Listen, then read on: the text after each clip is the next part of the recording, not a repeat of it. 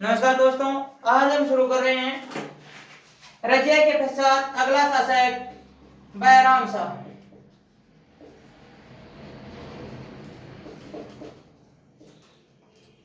बैराम शाह का शासनकाल था 1240 से 1242 तक। दोस्तों,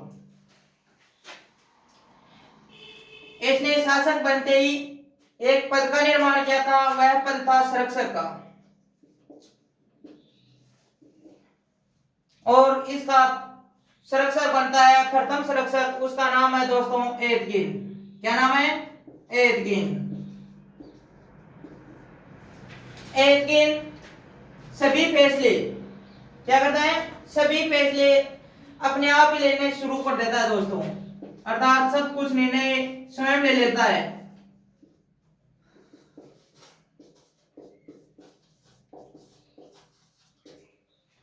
एतगिन निर्णय लेना शुरू कर देता है। इस कारण बैराम साहब क्या होता है, अपने आप को महसूस करता है शर्मिंदा, क्योंकि मैं राजा हूं और मेरे को पूछता ही नहीं है कौन? एतगिन। इस कारण बैराम शाह योजना बनाता है इसकी हत्या की, और इसकी अंत में हत्या कर देता है दोस्तों।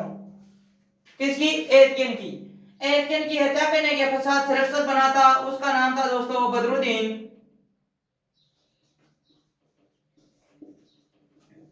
बदरुद्दीन रूमी। यह संरक्षक बनते ही सोचता है कि पहले वाला संरक्षक था एतगिन, उसकी हत्या किसने की? बैराम शाह ने। और यह हत्या का प्लान स्वयं सोचने लगता है दोस्तों। क्या सोचता है? बदरुद्दीन रूमी सोचता है कि मैं बैराम साहब की हत्या कर दूं और संपूर्ण राजपाट पर अपना अधिकार जमा लूं। लेकिन शिकारी खुद शिकार हो जाता है। बैराम साहब को सूचना मिलती है और बैराम साहब बदरुद्दीन रूमी की भी हत्या करवा देता है दोस्तों। इसकी हत्या करवाने के पश्चात 1242 में स्वयं भी मृत्यु को प्राप्त हो जाता है। बैराम शाह मृत्यु को प्राप्त हुआ। मृत्यु को प्राप्त होने के पश्चात अगला शासक आता है दोस्तों, उसका नाम है अलाउद्दीन आलम शाह।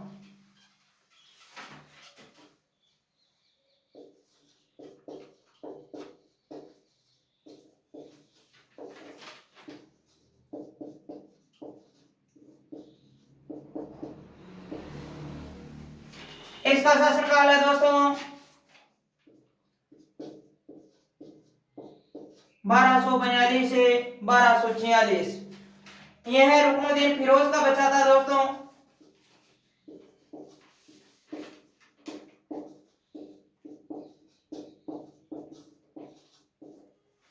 किसका बच्चा है? रुकनुद्दीन फिरोज का, अर्थात इल्तुतमिश का पुत्र।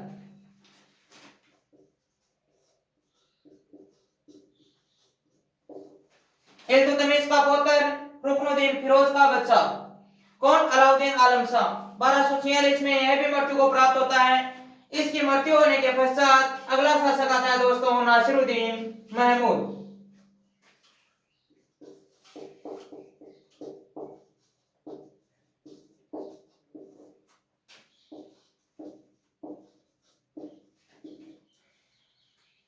नासिरुद्दीन महमूद का कार्यकाल था दोस्तों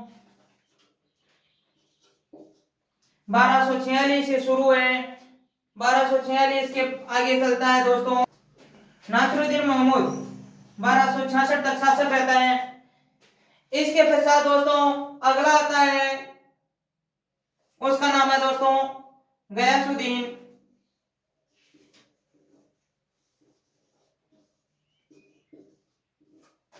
बलबन। गयासुद्दीन बलबन। इसका कार्यकाल दोस्तों है 1266 से 1287 तक। नासिरुद्दीन मोहम्मद कुछ अयाज मिजाज का शासक बताया जाता है दोस्तों, और महमूद अपनी वास्तविक शक्तियां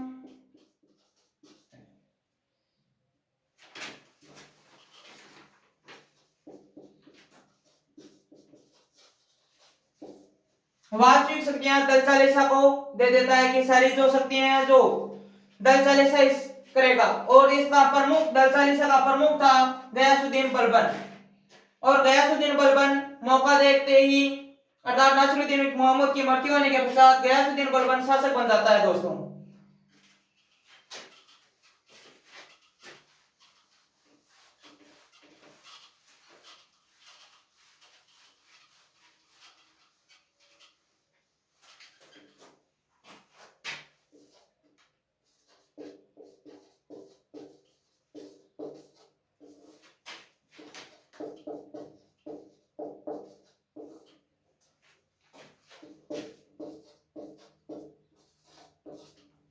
गयासुद्दीन बलबन शासक बनता है 1266 से 1287 में। इसके यह शासक बनते ही दोस्तों इस्लाम धर्म में एक प्रथा शुरू करवाता है। वह प्रथा है दोस्तों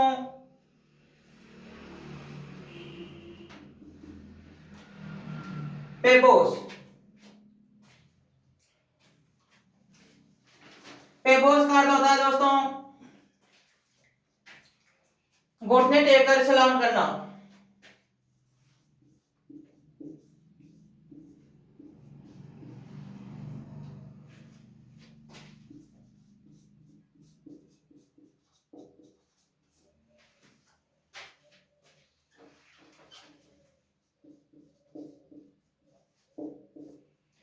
सीधा प्रथा है घुटने टेक कर सलाम करना तथा दूसरी प्रथा है वो है पेपोस। इसमें बोलता है कि जो भी शासक है उसकी क्या चुमेगा, पैरों को चुमेगा।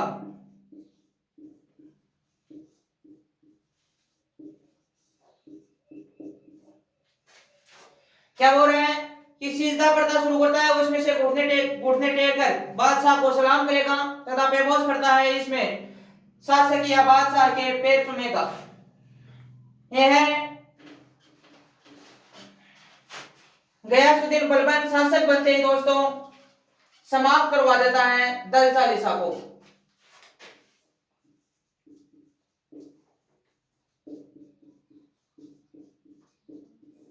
दल चालीसा जो इल्तुतमिश ने शुरू किया था उसको समाप्त करवा देता है दोस्तों, क्योंकि यह स्वयं शासक था और पहले दल चालीसा का सदस्य था। इस कारण सोचा था कि यह दल चालीसा आगे चलकर हमारे कोई नुकसान करेगा, इस कारण दल चालीसा को समाप्त करवा देता है।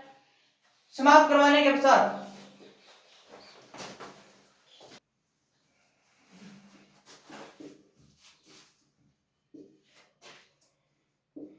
ईरान के शासक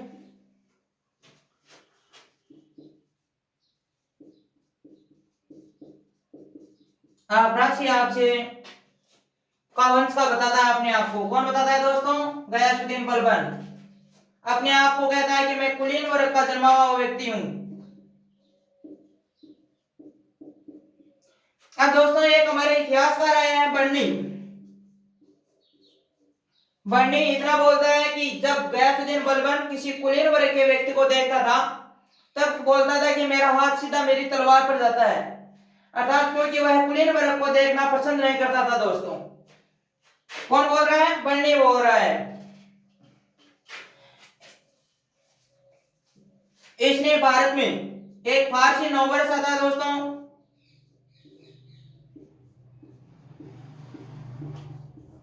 वह त्योहार है नौरोज का। नौरोज का त्योहार मनाने की परंपरा शुरू करता है गयासुद्दीन बलबन।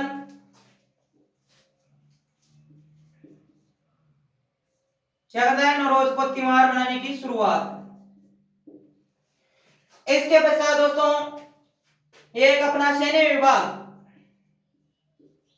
अर्थात दीवान अरज सैन्य विभाग की स्थापना करता है। कौन करता है? अलग से सैन्य विभाग की व्यवस्था करता है गयासुद्दीन बलबन। इसके पश्चात दोस्तों आगे आएगा शासक हमारे कयूमर्स।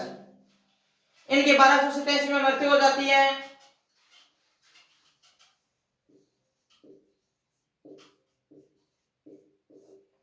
कयूमर्स 1287 से दोस्तों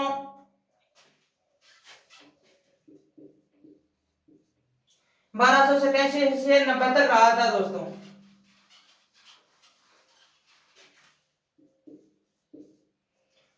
इसमें बताया जाता है कि कुबाद भी शामिल था।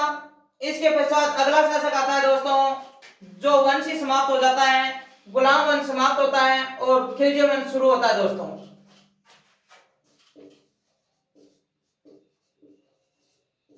खिलजी वंश 1290 में शुरू होता है दोस्तों और 1320 तक चलता है दोस्तों।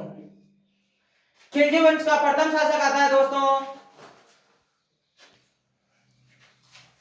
खिलजी वंश है दोस्तों और खिलजियों में आता है जेके दोस्तों, क्योंकि नाम बड़ा है और हम ऐसे साधारण रूप से याद करेंगे जलालुद्दीन खिलजी। दोस्तों हमने पिछले वीडियो में एक विद्यालय था हमारे अजमेर में, उसमें सरस्वती सरस्वती कंठाभरण संस्कृत विद्यालय था। यह नाम था, संस्कृत नाम पहले लिखित गया था, इस कारण वो है तो कोई खास नहीं है। और सही नाम है सरस्वती कंठाभरण स्कूल। इससे चंद्रप्रदाय था और चंद्रप्रदाय का पुत्र का नाम था दोस्तों जलहन। अब खिलजी वंश है दोस्तों, खिलजी वंश हम शुरू करेंगे अगले पार्ट में। पहला शासक आएगा जलालुद्दीन खिलजी। अब दोस्तों आपसे एक रिक्वेस्ट है, हमारे चैनल को ज्यादा से ज्यादा शेयर करें तथा अब सब्सक्राइबर जरूर करें दोस्तों। धन्यवाद दोस्तों।